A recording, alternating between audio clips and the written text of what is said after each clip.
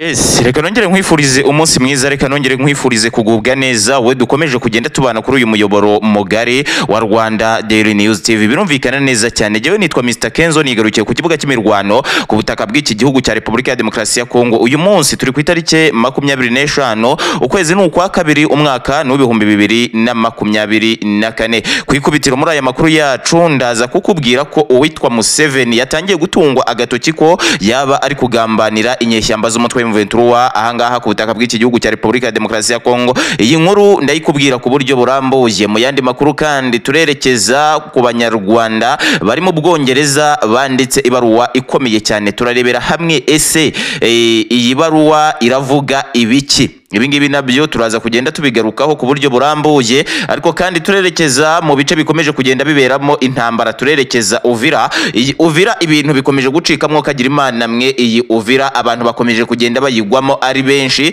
ubwo ni nyuma y'imirwano ikomeje kugenda ihuza izi nyeshyamba z'umutwe M23 ndetse n'abarwanyi barwana ku ruhande rw'igisirikare cya FARDC. Kandi turerekeza muri teritwari ya Rubero, aho teritwari ya Rubero naho ibintu byongeye kugenda bifata indi sura, aho umutwe M23 rwose wakomeje kugenda ukataza urasa abarwanyi barwana ku ruhande rwa FARDC bari muri iyi teritwari ya Rubero, ivuga ko bagomba kuhava uko byakagenda kose. Ngaho rero ni munyemerere aya makuru nandi menshi cyane ntababwiye tuze tuyagarukaho ku buryo burambuye, ariko mbanze ngusabe gukora subscribe, ukomanting ndetse yewe unaliking kugira ngo amakuru yacu akomeze kugenda akugeraho gatanu kuri gatanu. Yewe ubukomeje kugenda ubategurira aya makuru, akaba ari nanjye ubukomeje kugenda uyabagezaho. Monyite Mr Kenzo mbahereje ikaze. Reka duhere kuri iyi nkuru yamaze kugenda isakara ku butaka bw'iki gihugu cya Repubulika ya Demokarasi ya Kongo ndetse yewe no mu gihugu cy'u Rwanda ndetse n'abandi bose baba bakurikiranira bya hafi intambara yaha mu burasirazuba bwa Repubulika ya Demokarasi ya Kongo.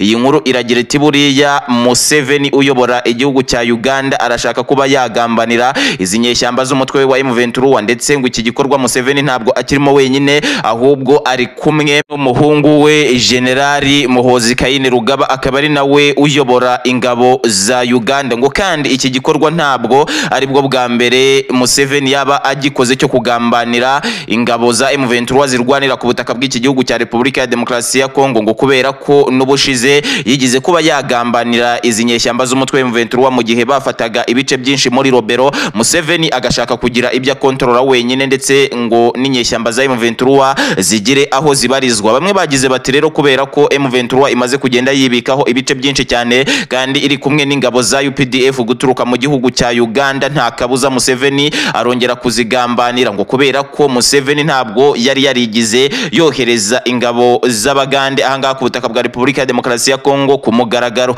Ngo none kuva rero yaramaze kugenda avuga ko yohereje ingabo z'Abagande ahangaha ku butaka bw'iki gihugu cya Repubulika ya Demokarasi ya Kongo, ashaka uburyo nta kabuza yigaranzura izi nyeshyamba z'umutwe M23. Benshi bakomeje kugenda bibaza igihe President Museveni uyobora igihugu cya Uganda ndetse n'umuhungu we Generali Muhozi Kainerugaba baba bamaze kugenda bagambanira izi nyeshyamba z'umutwe M23 uruhande bajyaho. Ese bajya ku ruhande rw'igisirikare cya FARDC cyangwa se bakura izi nyeshyamba z'umutwe M23 ahangaha ku butaka bw'iki gihugu cya Repubulika ya Demokarasi ya Kongo bagasigara aribo bagikontorora ku buryo bukomeye cyane mu bice nyine byafashwe na M23? Ibingibi ntabwo biragenda bimenyekana ku buryo bukomeye cyane. Ayandi makuru nabasha kukubwira ni abanyarwanda batuye mu Bwongereza bamaze kukameza, bari gutangaza ko ibyo u Rwanda rukomeje kugenda rukora ahangaha ku butaka bw'iki gihugu cya Repubulika ya Demokarasi atari byiza, ko ndetse u Rwanda rwagakuye ingabo zarwo ahangaha ku butaka bwa Repubulika ya Demokarasi ya Kongo, ngo kuko aba banyarwanda baba mu Bwongereza bakomeje kugenda babona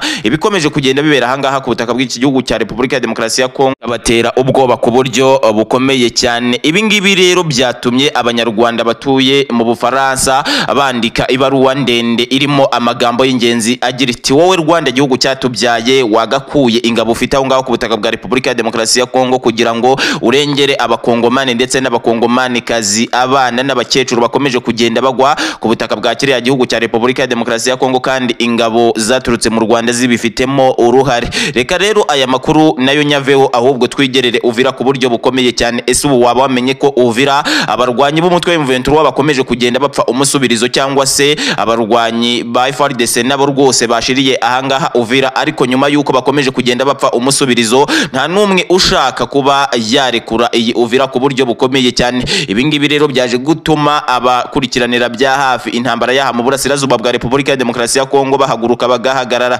bakavuga ko cy'u Rwanda ndetse n'igihugu cy'u Burundi bakarebye umuturage waha ku butaka bw'iki gihugu cya Repubulika ya Demokarasi ya Kongo ukomeje kugenda abigwamo, kandi mu by'ukuri nta ruhari yaba yaragize muri iyi ntambara. Ngo kabone nubwo Perezida Kisekedi Kirombo yaba yaranze kuganira n'izi nyeshyamba z'umutwe wa M23, mu gihe bamwe mu bakurikiranira bya hafi intambara yaha mu burasirazuba bwa Repubulika ya Demokarasi ya Kongo bavuga ko inyeshyamba z'umutwe wa M23 zisaba ibya mirenge, ko kandi uyu Perezida Antoine Felix Kisekedi Kirombo ngo ibyo ngibyo atabikora ngo kuko mu gihe yaba abahereje ibice bakontorora yaba aciyemo igihugu kabiri, ngo kandi igihugu cya Repubulika ya Demokarasi ya Kongo ntabwo kizigera gicikamo kabiri akicaye ku ntebe y'ubuyobozi, ngo kandi nubwo yaba yarayihagurutseho azasiga abwiye abasimbuye ko nta muntu n'uyu n'umwe ugomba guca igihugu cya Repubulika ya Demokarasi ya Kongo mwo kabiri. Ni muri urwo rwego rero abakurikiranira bya hafi intambara yaha mu burasirazuba bwa Repubulika ya Demokarasi ya Kongo basaba bagande igihugu cy'u Rwanda ndetse n'u Burundi kuba bakura ingabo bose bafite ahangaha mu burasirazuba bw'iki gihugu cya Repubulika ya Demokarasi ya Kongo, ngo kubera ko ibyo M23 yatekerezaga ko igomba gufata iyi Uvira mu minsi igera kuri 2 byanze rwose. Noneho rero reka ibingibi tubiveho nabyo, ahubwo twigerere muri teritwari ya Rubero. Teritwari ya Rubero naho ibintu bikomeje kugenda bicika, ibintu bikomeje kugenda bifata indi ntera ku buryo bukomeye cyane. Ese wamenye ko teritwari ya Rubero abarwanyi b'umutwe wa M23 banze guhagarika imirwano, bakomeje kugenda barwana inkundura, baratangaza ko bashaka kwigarurira iyi teritwari ya Rubero uko byakagenda kose, cyangwa se batayigarurira bakaba bakwigarurira ibice bimwe na bimwe biri ahangaha ku butaka bw'iki gihugu cya Repubulika ya Demokarasi ya Kongo, cyane cyane ahangaha muri teritwari ya Rubero. Baravuga ko bagomba gufata Matembe, bagafata Katsumbiro, bagafata Arimbongo ndetse na Mambasa, ngo mu gihe ibi ngibi bitarakunda ngo bafate ibi bice byose ntabwo bazigera bahereza agahenge abarwanyi barwana ku ruhande rw'igisirikare cya FARDC bari muri iyi teritwari ya Rubero. Ahangaha muri teritwari ya Rubero hari abawazalendo, hari ingabo z'abarundi, hari FARDC ndetse hakaba n'umutwe wa FDLR ku buryo bukomeye cyane. Ariko kandi tukiri ku mutwe wa FDLR, ni mu gihe Ubudage bwasabye igihugu cya Repubulika ya Demokarasi ya Kongo gusenya umutwe wa FDLR igitaraganya, ngo kubera ko umutwe wa FDLR mu bikomeje kugenda biteza ibibazo ahangaha ku butaka bw'iki gihugu cya Repubulika ya Demokarasi ya Kongo, uyu mutwe wa FDLR urimo, ngo kubera ko u Rwanda ntabwo rwareka kuba rufite ingabo ahangaha ku butaka bw'iki gihugu cya Repubulika ya Demokarasi ya Kongo, mu gihe FDLR ikidegembya ndetse ikinakorana na leta ya Kinshasa. Perezida Antoine Felix Kisekedi Kirombo uyobora Repubulika ya Demokarasi ya Kongo akaba akomeje kugenda abatiza umurindi, ndetse bakaba bakomeje kugenda bavuga ko bazatera u Rwanda, ndetse banatangiye kugerageza kubishyira mu bikorwa. Ubudage rero bwahise bufata umwanzuro nk'igihugu cyemeye gukorana n'iki gihugu cya Repubulika ya Demokarasi ya Kongo gutegeka Repubulika ya Demokarasi ya Kongo gusenya umutwe wa FDLR, ariko kugezana n'aka kanya ndakubwira ko umutwe wa FDLR nta utarasenyurwa ahangaha ku butaka bw'iki gihugu cya Repubulika ya Demokarasi ya Kongo. Ntabwo Ubudage buragira ikindi butangaza, kandi n'igihugu cya Repubulika ya Demokarasi ya Kongo nta na kimwe kiratangaza kuri ibi ngibi. Reka nsoreze ahangaha amakuru nari naguteguriye kuri aya manywa, gusa nkubwire ngo komeza kugenda urayikinga, ukomantinge, unakore subscribe kugira ngo amakuru yacu rwose akomeze kugenda akugeraho gatanu. Jewe uba wabateguriye aya makuru akaba ari nanjye uba ukomeje kugenda uyabagezaho. Monyite Mr Kenzo, ndabashimiye.